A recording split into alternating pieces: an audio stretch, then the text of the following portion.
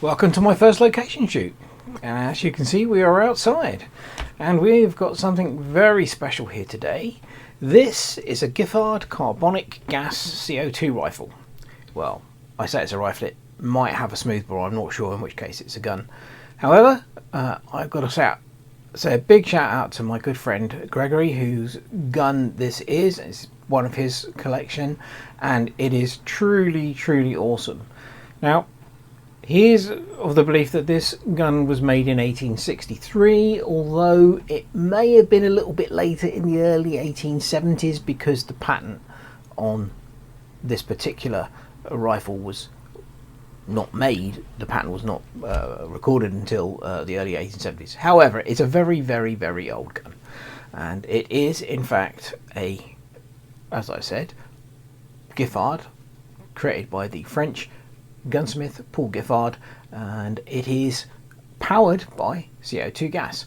But as you can probably see, it looks very similar to a modern pre-charged pneumatic air rifle, as it has a cylinder underneath the barrel which is what would normally be charged with liquid CO2.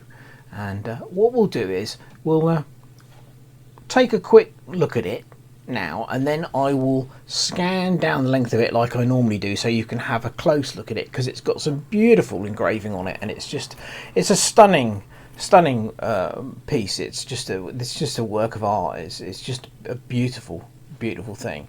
So yeah, we'll do that, and I'll talk you through what I know about this and what we did to actually get it to work, because this actually fires. As you can see, the wood on this is in superb condition. It's certainly been looked after very well and over the course of its very long life, and it is in remarkably good condition. The checkering is really nice, and what we'll do is, once we've had a look down the length of it, I'll close in on the engraving so you can have a look at it in more detail, because it is truly beautiful. And yeah, it's just lovely.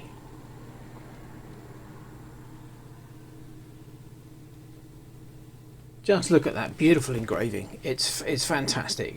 And the quality of the workmanship of this gun, it's like this all over. It really is superb, just marvelous.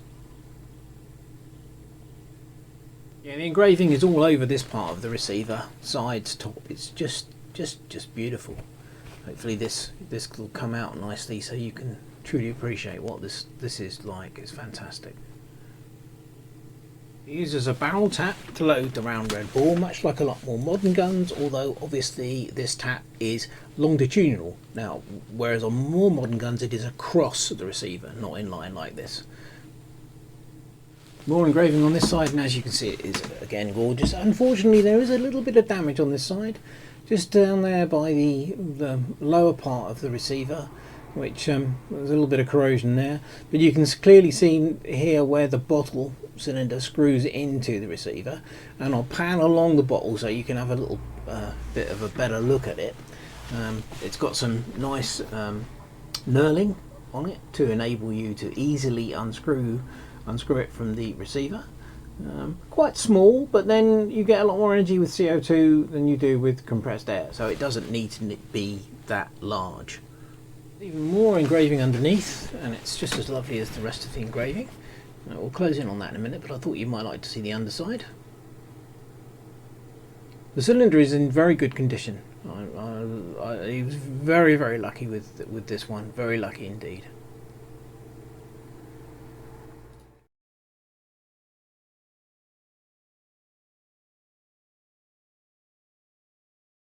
So, my friend has had this rifle for quite some time and he really wanted to shoot it, so we put our heads together and we came up with the idea of this adapter. This would allow us to connect his bottle, the bottle on the bottom of the Giffard, to his PCP air compressor.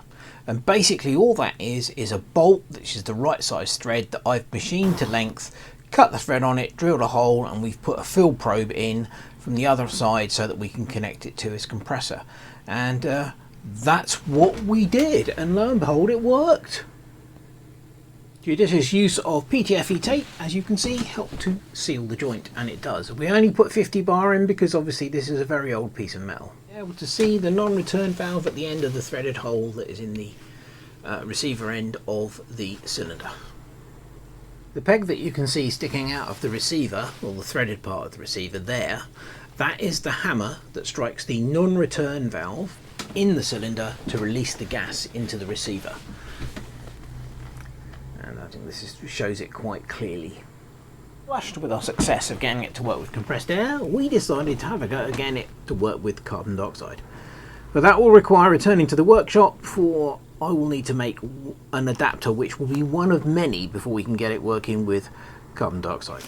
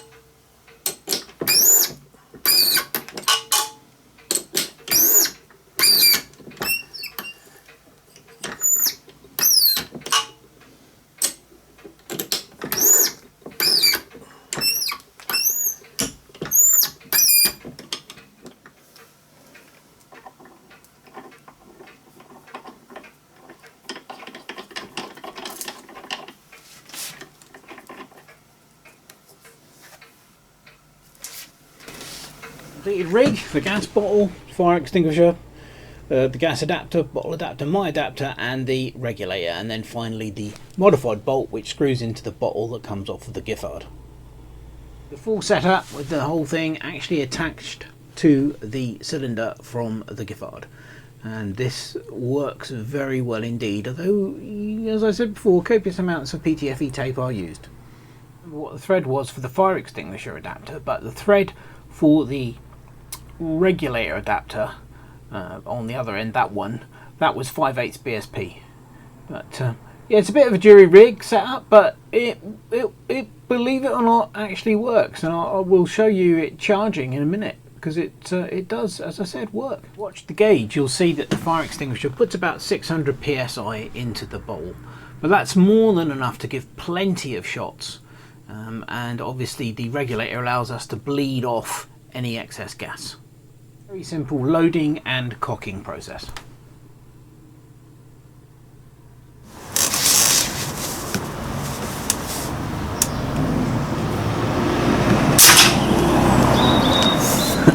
Do another one. It makes a lovely noise, doesn't it?